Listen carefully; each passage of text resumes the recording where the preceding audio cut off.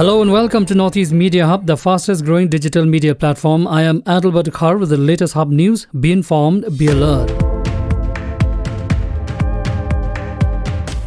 The Meghalaya government today has decided to continue with lockdown in East Khasi Hills till May 17 next as cases of COVID positive continues to increase sharply.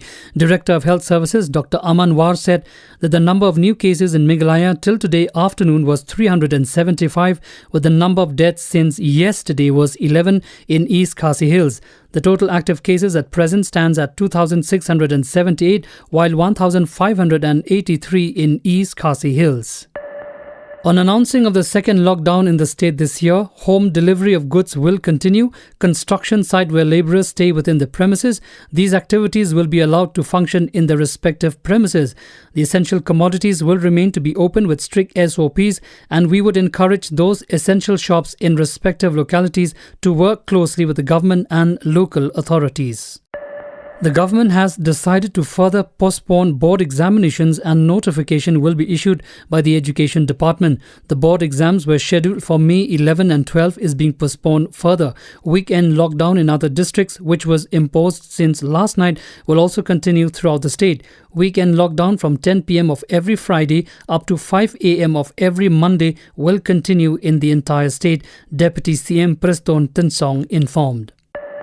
Garo Hills has registered another death from COVID, its second in less than a week, with a 71-year-old citizen of Tura suffering from acute dysentery, losing his life to this deadly pandemic. This is also the first time diarrhea and dysentery have begun taking a toll on COVID patients. Both dysentery and diarrhea have only recently been identified as part of COVID symptoms, and cases with these have begun to surge even in places like Shillong. According to official account, the 71-year-old man from Walbagre, suffering from acute severe dysentery, was brought to the COVID ward of Tura Civil Hospital in a critical condition at 6:25 a.m. Sadly, he passed away at 7:25 a.m. Two labourers working in a road construction project near Resubel Para in North Garo Hills, kidnapped on May 6th morning, has been rescued by the police on May 7th evening from near Rongrong.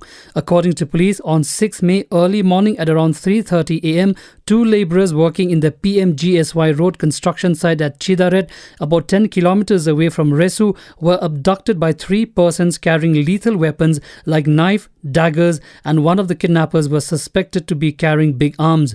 Later on the same day, the abductors called the victims' relatives and the manager and demanded rupees 5 lakhs for their safe release. Two main accused persons and 4 numbers of local-made guns were also recovered. One of the accused, however, managed to escape, and the efforts will be made to arrest him, said the superintendent of police. Moving on. The Rupsi Airport in Assam's Dhubri district became operational after 38 years on Saturday with the landing of the inaugural Fly Big flight at the airport from Guwahati Airport. The news has been confirmed by the Rupsi Airport Authority.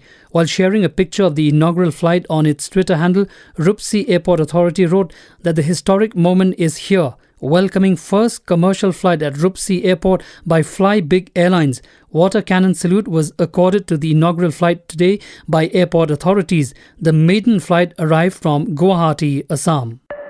In view of the unprecedented surge in COVID-19 cases in the country, the Supreme Court today passed directions for decongestions of prisons. The top court ordered forthwith release of all those prisoners who were granted bail or parole last year in view of the pandemic. A bench comprising Chief Justice N.V. Ramana and Justices L. Nageshwar Rao and Surya Khan said that all those prisoners who were allowed to go out on bail in March last year by the High-Powered Committee of States and Union Territories or UTs set up following the Apex Court's order be granted the same relief without reconsideration by HPCs to avoid delay.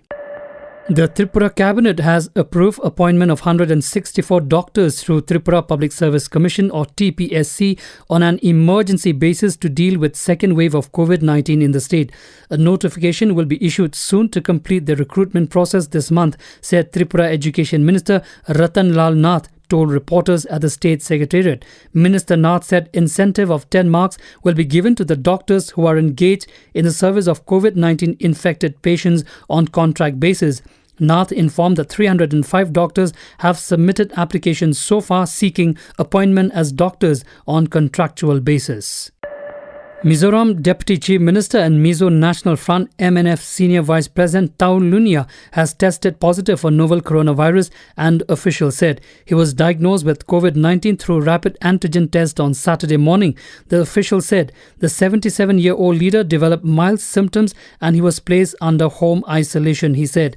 Town Lunia also holds various portfolios including public health engineering, urban development and poverty alleviation, and animal husbandry and veterinary in the present Zoram Thanga's cabinet. Amid a massive spike in COVID-19 cases, the Prime Minister Narendra Modi yesterday spoke to Chief Ministers of Tripura, Manipur and Sikkim on the pandemic situation in these three northeastern states. As per reports, Prime Minister Modi took stock of the situation related to healthcare facilities and vaccination in these states. Tripura Chief Minister Biplab Kumar Deb thanked the Prime Minister for sending 60 oxygen concentrators. Manipur Chief Minister N. Biren Singh in a tweet said, "I am grateful to the Honourable Prime Minister Shri Narendra Modi ji and Home Minister Shri Amit Shah ji for calling me to assess the COVID-19 situation in Manipur and assuring of every necessary assistance. Their concern and support have always uplifted our spirit, and we believe we can win this fight very soon."